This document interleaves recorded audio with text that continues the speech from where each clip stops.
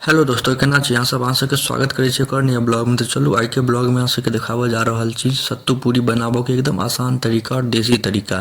तो ठंडा आबि गेल छै, ठंडा में गरमा गरम पूरी खाय में बड़ नीक लगै छै। तेँ सोचलहुँ अहूँ सबके देखा दी केना एकदम आसान तरीका से सत्तू पूरी बनायल जाइ छै।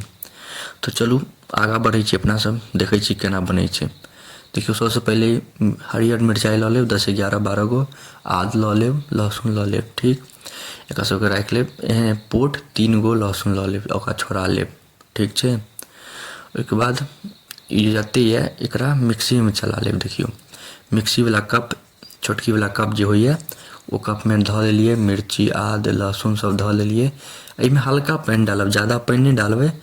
देखा दै छी अहाँके केहन करऽके छै। हल्का पानि डालि कऽ चला लेब। बस एहन मतलब पानिगर नहीं करऽके छै, एहन मतलब गर्दो नहीं करऽके छै, बुझियौ ने, देख लियौ एहने करऽके छै। अब प्याज काटि लेब, 3 गो प्याज यऽ, धनी पत्ता, 1.5 गो जमीरी नेबो यऽ। जमीरी नेबो तऽ अहाँ सबके पता हैत, मिथिला से जे सब है हुनका पते है जमीरी नेबो। इएह सत्तू पूरी में पड़ै छै, बड़ नीक लगै छै। आ 2-3 गो अपन प्याज काटि लेब। ठीक, तो देखियौ अब लोहिया गरम होले धऽ देने छियै। एहिपर आब तेल धऽ देलिए। देखियौ, एते गैस के फ्लेम रह देबै। ठीक, आइ गरम भऽ गेलै तेल, एहिमे जीरा धऽ देबै। ठीक, जीरा के कनि गरम हुअ देबै। जीरा गरम भऽ जायत तऽ एहिमे अथी खसा देबै, जे पेस्ट, देखियौ जे पेस्ट बनेने रहिए से पेस्ट के खसा देबै। लहसुन, अदरक और अथी मिरचाई के पेस्ट खसा देबै। एकरा ज़्यादा गील नहीं करब, पीसब तऽ हल्का पानि दऽ कऽ चला देबै तऽ एहन भऽ जायत। तब एकरा पहिले भूजि लेब, मतलब मिला लेब। ठीक, अब एहिमे प्याज डालि देबै जे कटने रहू, धो कऽ बढ़िआँ से साफ सुथरा कऽ कऽ एहिमे प्याज डालि देब। ठीक, हम ई वीडियोमे किछु नहीं काटऽ चाहै छी, एकदम शुरू से लऽ कऽ अंत तक स्टेप बाय स्टेप देखायब जे अहाँ सबके दिक्कत नहीं हुए पूरी बनाबऽमे। तेँ कनिक वीडियो लम्बा हैत। तो देखियौ एना कऽ कऽ बढ़िआँ से मिला लेब। ठीक छै, अब देखियौ एहिमे सतुआ गिरा देबै। ठीक, भऽ गेलै, किछु करऽके रहै नहीं छै। ओ पेस्ट डालि कऽ ओहिके बाद प्याज डालि देबै। आ ई देखियौ सत्तू हम अनने रहिए आधा किलो, ये आधा किलोमे 60 रुपैआ के देलक। अहाँ सब बतायब अहाँ सबके इम्हर कते रुपैआ के दै छै। तऽ आधा राखि देलिए और आधा एहिमे दऽ देलिए, मतलब 250 ग्राम बुझियौ ने। तऽ एकरा बढ़िआँ से मिला लेब, अखन गरम हैत तऽ एकरा बढ़िआँ से मिला लेब। ओ मसल्ला तऽ भुजा गेलै, गैसो बंद कऽ देलिए। अब मसल्ला भुजा गेलै के बाद सतुआ दऽ कऽ बढ़िआँ से मिला लेब, कियाकि सब सेट बैठ जायत। ई कनि देखियौ कते बढ़िआँ से मिल गेलै। ठीक, एकरा और मिलाबऽके छै अखन। तऽ गैस बंद कऽ लेब, ओकरा बढ़िआँ से मिला लेब, नीचा उतारि लेब। देखियौ एहिमे 2 चम्मच नमक डालि देबै। ठीक, एहिमे और किछु नहीं पड़ै छै, हल्दी, धनिया या लाल मिरचाई पाउडर ओ सब किछु नहीं पड़ै छै। नमक 2 चम्मच डालि देबै। ठीक, देखियौ गैसो बंद कऽ देने छियै। ई भुजा गेल छै, देखियौ कते मस्त लगै छै। आ एहिमे जे 1.5 गो पीस जमीरी नेबो कटने रहू से बढ़िआँ से निचोड़ि कऽ गाड़ि लेब।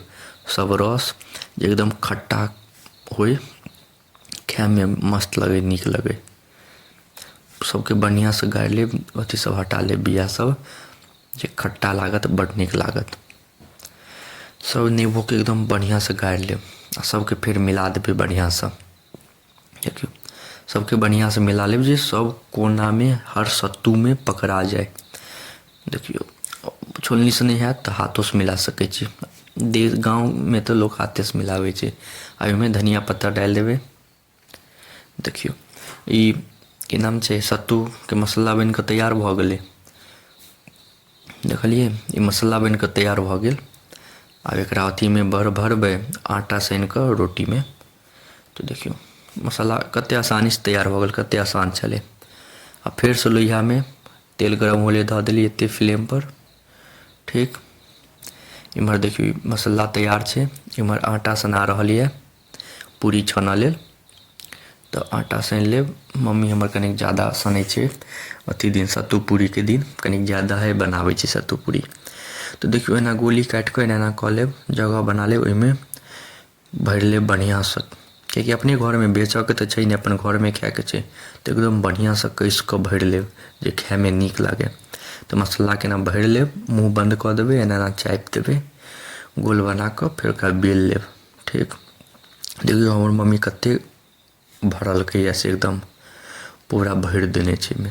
तऽ अपने घरमे खाएके छै तऽ भरि भरि कऽ देबै। ओना कम भरब तऽ की हैत, एहिमे फूटत नहि, ज़्यादा भरि देबै तऽ कनि कनि फुटि जाइ छै। देखियौ भरि कऽ ओहिके बाद एना गोल कऽ लेब, बेल लेब। ओहिके बाद तेल ताबत गरम होइत रहत, तेल जखन गरम भऽ जायत तहने देबै। देख लेब पहिले तेल गरम होइए कि नहि। देखियौ इम्हर तेल गरम भऽ गेल छै, आब एहिमे ओकरा धऽ देबै। आब इम्हर छनेतै, देखियौ इम्हर ई छना रहल छै, उम्हर फेर दोसर पूरी तैयार करैत रहब, एनाही अपन करैत रहब। तऽ इएह आसान तरीका छै पूरी छानऽके। देखियौ इम्हर छना रहल छै आ इम्हर फेर एगोमे भरि लिअ, फेर एगोके बेल लिअ। देखियौ इम्हर ई भऽ रहल छै, फेर एक तरफसँ भऽ जेतै तऽ फेर एकरा पलटि देबै। तऽ बहुत आसान तरीका छै, आओर जे भी चीज हम एहिमे डालने छी ने, देखियौ आब पलटि देलियै, जखन भऽ जायत लाल ब्राउनिश टाइपके, ब्राउन भूरा कलरके, तऽ ओहिके बाद धऽ देबै, निकालि लेब। देखियौ एगो आओर देख लिअ कतेक भरै छै। अपन घरेमे खाएके छै तऽ ज़्यादा भरल रहत तऽ नीक लागत खाएमे, एतेक मस्त लागत खाएमे। अहाँसभ घरपर जरूर ट्राई करब। आ एहि सबमे जे भी चीज हम डाललहुँ ने, हर चीज हम डिस्क्रिप्शनमे लिख देब, ओतऽसँ अहाँ देख कऽ पढ़ि कऽ आरामसँ सब सामान सब ओरिया लेब। जे भी सामान ई चीज एहिमे लगलै सत्तू पूरीमे, हम हर एक चीज ओहिमे लिख देब। ठीक छै, अहाँसभ डिस्क्रिप्शनमे जा कऽ जरूर देख लेब, ओहिमे हरेक सामानके नाम हम लिख देब। देखियौ अभी हल्का भूरा भूरा भऽ गेलै, हल्का कि बढ़िआँसँ भऽ गेल छै। आब एकर निकालि लेबै अपना सब। देखियौ ई भऽ गेलै, एकरा निकालि लेब। एगो कतेक सुन्दर बनि कऽ तैयार भऽ गेलै पूरी। इएह बहुत आसान तरीका छै एहन बनाबऽके, आ बहुत मस्त लागत एकरा। देखियौ एगो आओर धऽ देलियै, एकरा धातृके चटनी साथे खेबै ने तऽ बड़ मजा आयत। देखियौ कतेक सुन्दर फुललैए ईसे, एहिमे फटबो नहि केलैए। आब 4-5 गो छनलियै ने, तेँ तेल कारी भऽ गेलै। फेर तेल दऽ कऽ फेर छानि लेब तऽ देखियौ कतेक नीक लागि रहल छै। तऽ अहाँसभ बतायब अहाँसभके केहन लागल, आ घरपर एक बेर जरूर ट्राई करब। एतेक देर तक देखऽके लेल अहाँ सभके धन्यवाद।